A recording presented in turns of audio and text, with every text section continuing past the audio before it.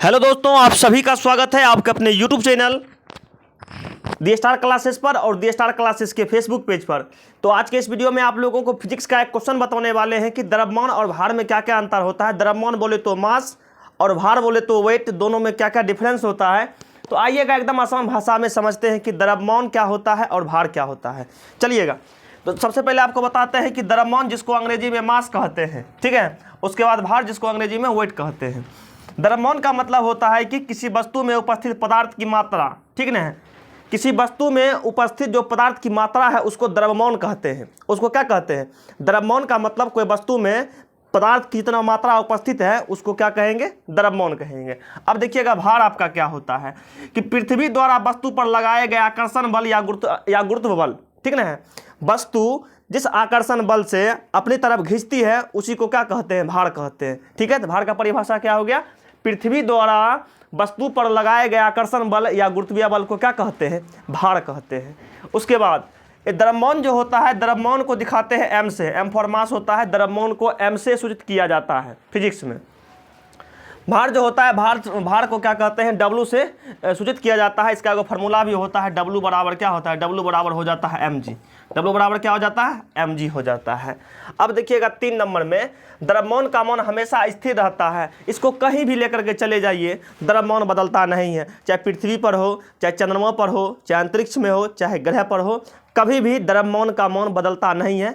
ये मान स्थिर होता है। द्रव्यमान क्या होता है? स्थिर होता है, ये कभी भी बदलता नहीं है। अब देखिएगा भार का मान जो है अलग अलग जगह पर क्या होता है? अलग अलग होता है। भार का मान जो होता है अलग अलग जगह पर अलग अलग होता है। पृथ्वी पर अलग हो जाता है, चंद्रमा पर अलग हो जाता है। पृथ्वी पर जो द्रव्यमान पृथ्वी पर होता है, चंद्रमा पर उसका 1/6 गुना हो जाता है, ठीक ना है। भार जो है क्या कहते हैं? बदलता है। पृथ्वी पर भार अलग हो जाता है, चंद्रमा पर अलग हो जाता है। अलग अलग ग्रह पर जाइएगा तो भार क्या हो जाएगा? अलग अलग हो जाएगा, ठीक है। आगे द्रव्यमान का यदि SI मात्रक का बात करेंगे तो इसका मात्रक किलोग्राम यानी कि केजी हो जाएगा। द्रव्यमान का मात्रक क्या हो जाएगा? किलोग्राम हो जाएगा यानी कि केजी हो जाएगा। और इसका जब बात करेंगे तो इसका मात्रक न्यूटन हो जाएगा, ठीक है। भार का SI मात्रक क्या हो जाएगा? न्यूटन हो जाएगा। इसमें देखिएगा द्रव्यमान में इसमें केवल परिमाण रहता है, इसलिए ये आपका अदिश राशि है। ये आपका क्या है? अदिश राशि है। और भार में परिमाण के साथ साथ दिशा भी रहती है, तो ये आपका सदिश राशि हो गया। ये आपका क्या हो गया? सदिश राशि हो गया। 5 नंबर होगा, सदिश राशि हो गया। एक बार फिर से देखिएगा, शॉर्ट में आप लोगों को बताते हैं। द्रव्यमान वस्तु में उपस्थित पदार्थ की मात्रा को क्या कहते हैं? द्रव्यमान कहते हैं। पृथ्वी द्वारा वस्तु पर लगाए गए आकर्षण बल या गुरुत्वीय बल, इसी को क्या कहते हैं? भार कहते हैं। द्रव्यमान को दिखाते हैं एम से, भार को दिखाते हैं डब्लू से। द्रव्यमान हमेशा स्थिर रहता है, इसका मान कभी भी बदलता नहीं है, ठीक ना। हमेशा क्या रहता है? स्थिर रहता है। भार अलग अलग जगह पर क्या होता है? इसका मान अलग अलग होता है।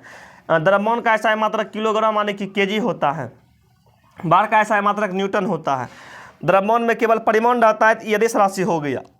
और भार में क्या कहते हैं? परिमाण के साथ दिशा भी रहता है, तो ये आपका सदिश राशि हो गया।